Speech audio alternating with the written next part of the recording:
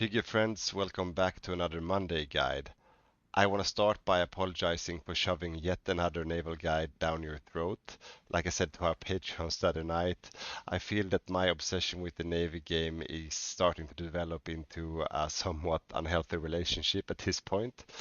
Just to give you an example, I played Spain in our grand game the other, was it 2 weeks ago now, in our multiplayer game, and I only built dockyards for the entire game. And don't get me wrong, it was epic, but it might start to get out of control right now.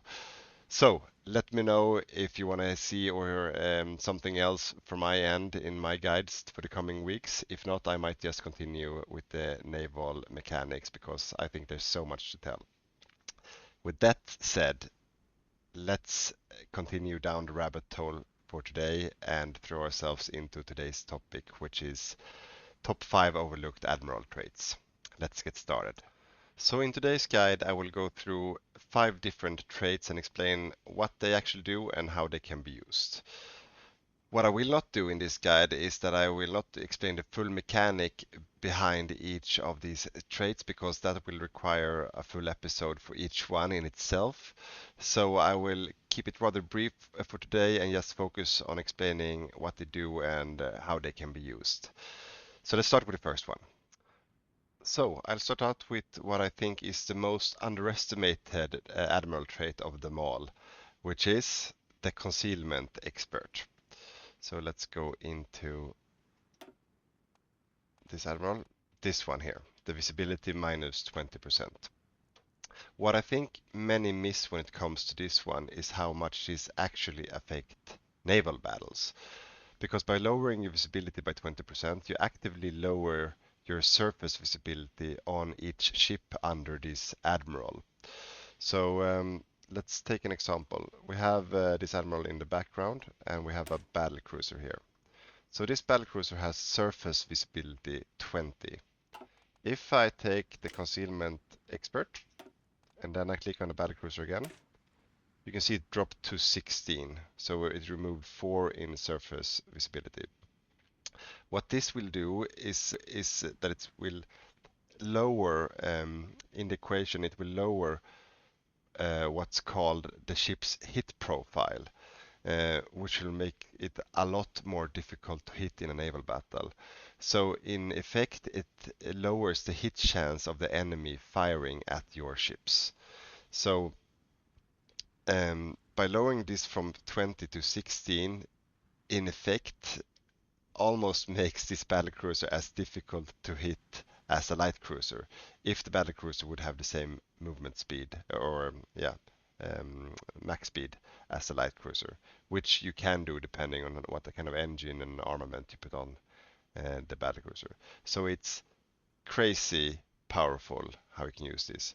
So in theory, you could stack visibility buffs on all your ships under this admiral, and then you can make an entire fleet extremely difficult to hit with torpedoes and heavy guns. So that's something I think many are not aware of when you look at this trait. So it's one of the go-to ones that you always want to have no matter how you construct your navy, basically. Before moving on to the next part, I just want to take a brief moment and say that most of you watching this are yet not subscribed to our channel. So please take your time, hit that subscribe button, like, comment, tell us what you think about the content, and you will receive a new guide every Monday morning, or depending on what time zone you're in, of course. And for all of you that already watched everything that we already released on our public YouTube site, you can consider becoming a patron and support us, and you will receive a lot of additional content, and among other things, an additional Patreon exclusive guide every second week on Thursdays. So right now, I think we have an archive of 14, 15 exclusive guides there that you will get right away, and then an extra one every second week. So next up is a combination of 2 traits, which is Spotter and Search Pattern Expert. And these are this one here, spotting speed plus 10%, and this one here, spotting speed plus 20%.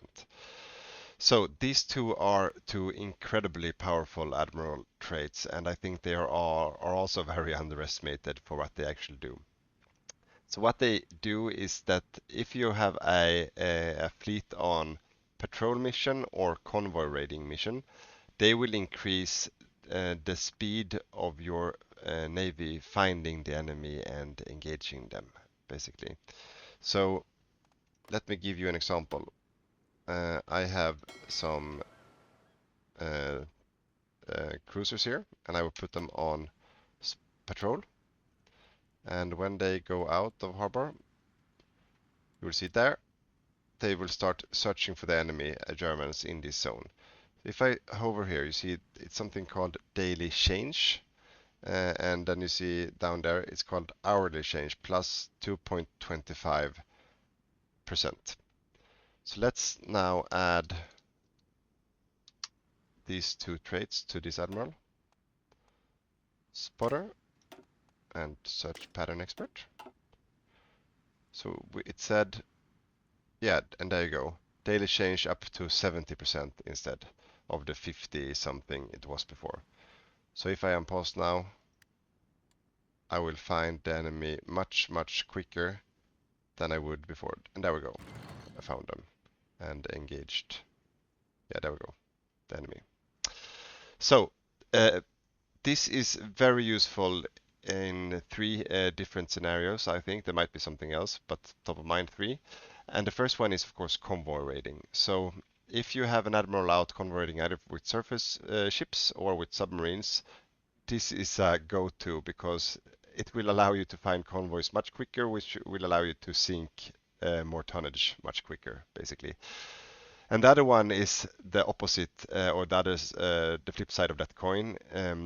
For your ASWs, anti-sub warfare ships, if you want to find submarines and engage them on patrol missions, this is kind of a must-have trait for that admiral because it will allow you to find the submarines so much quicker, especially on the deep oceans where they're really difficult to find. And then lastly, for your surface fleets looking to engage other surface fleets, when you're on patrol mission trying to find the enemy fleet, this is also helping a lot to have this. But I think especially for raiding and anti-sub warfare, this is a really, really powerful stats trait. What it doesn't do, which is a common misunderstanding, is that it doesn't help you for convoy escort.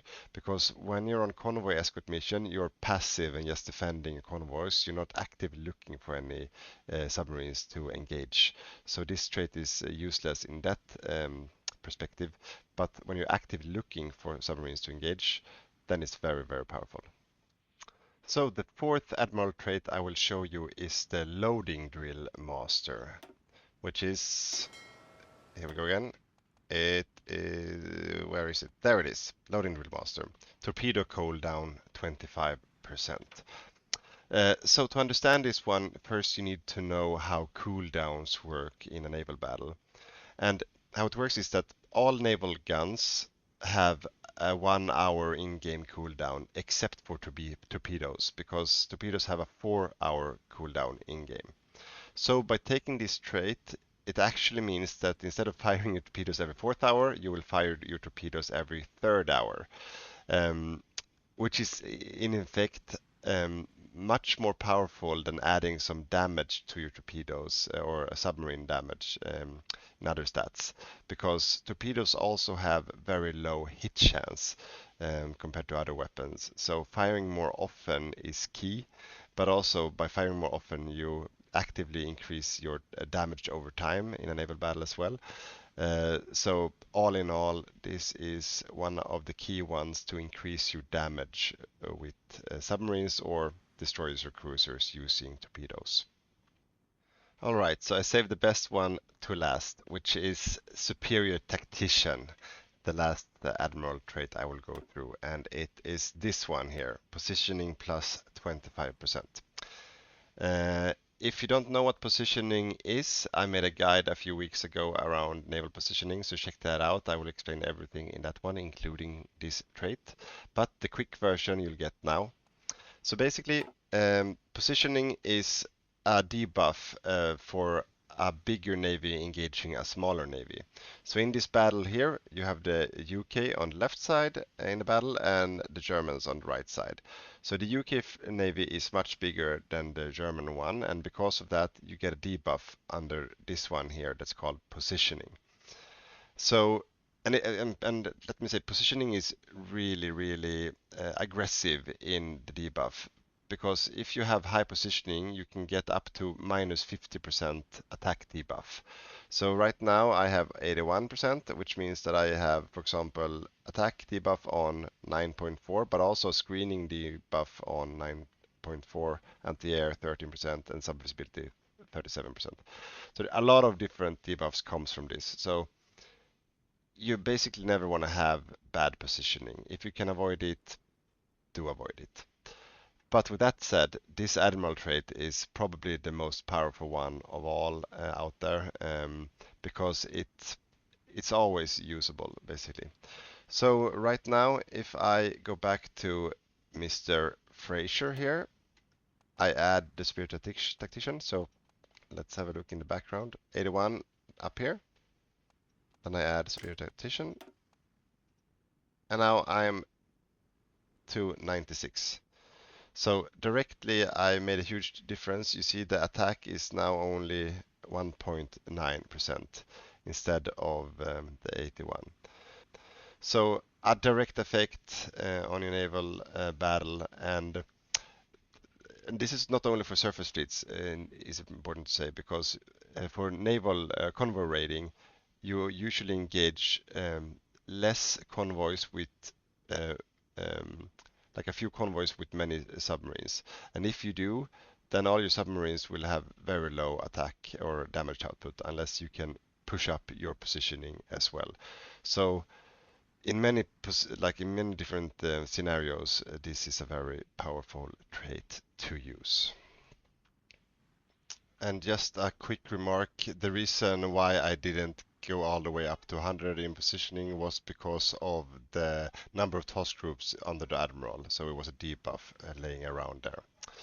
That was everything for today. I hope you really guys, I really hope you liked it. Next week will be Boppu's turn. I don't know what he will do, but it will definitely be awesome. Thank you so much for listening, and until next time.